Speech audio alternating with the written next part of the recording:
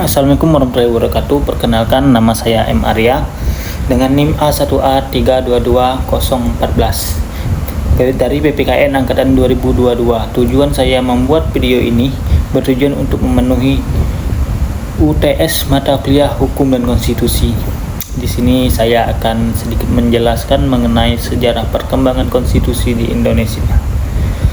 Perkembangan konstitusi di Indonesia mencakup beberapa tahapan penting, mulai dari Undang-Undang Dasar 1945 hingga amandemen-amandemennya.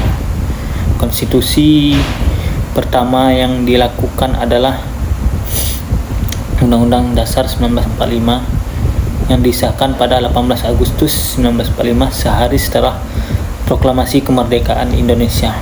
Kemudian diikuti oleh Konstitusi RIS periode 27 Desember 1949 hingga 17 Agustus 1950 dan Undang-Undang Dasar Undang-Undang Dasar sementara 1950 periode 17 Agustus 1950 sampai 5 Juli 1959. Setelah itu Undang-Undang Dasar 1945 kembali berlaku melalui Dekret Presiden 5 Juli 1959.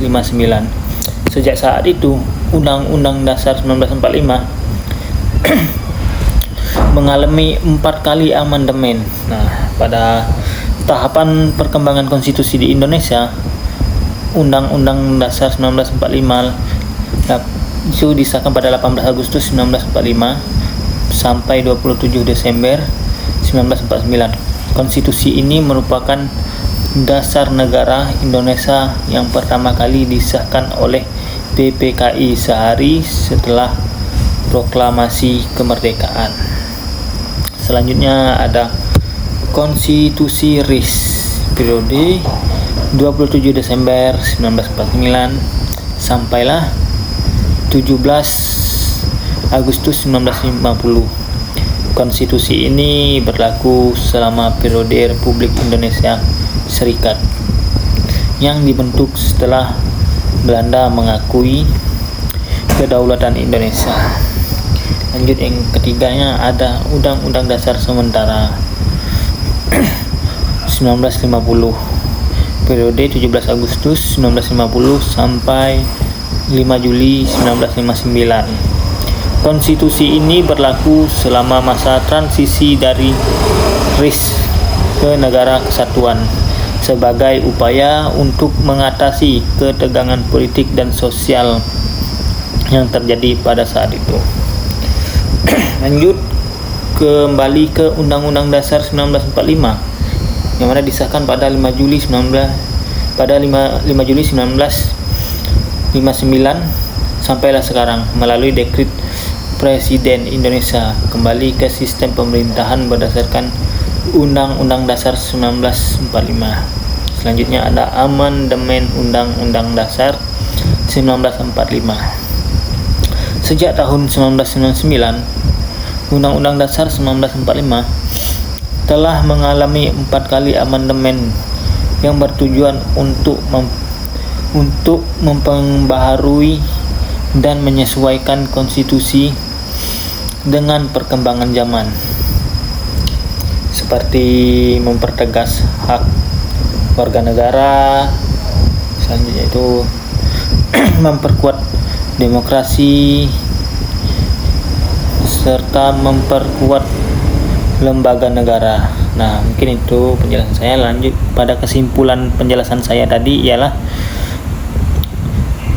perkembangan konstitusi di Indonesia telah melalui beberapa tahapan yang sangat signifikan, dimulai dari disahkannya Undang-Undang 1945 pada 18 Agustus 1945 hinggalah amandemen-amandemennya yang dilakukan mulai tahun 1999. Tahapan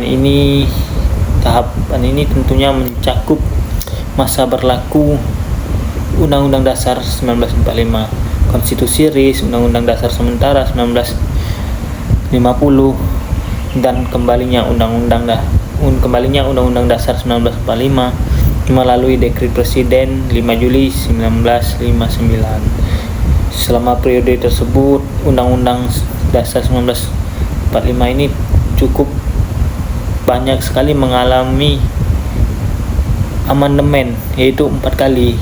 Nah, yang bertujuan untuk memperbaharui konstitusi agar tetap relevan dengan perkembangan zaman, serta mempertegas hak-hak warga negara dan memperkuat sistem demokrasi dan lembaga negara. Mungkin itu saja yang dapat saya sampaikan dan saya jelaskan. Sekian, terima kasih.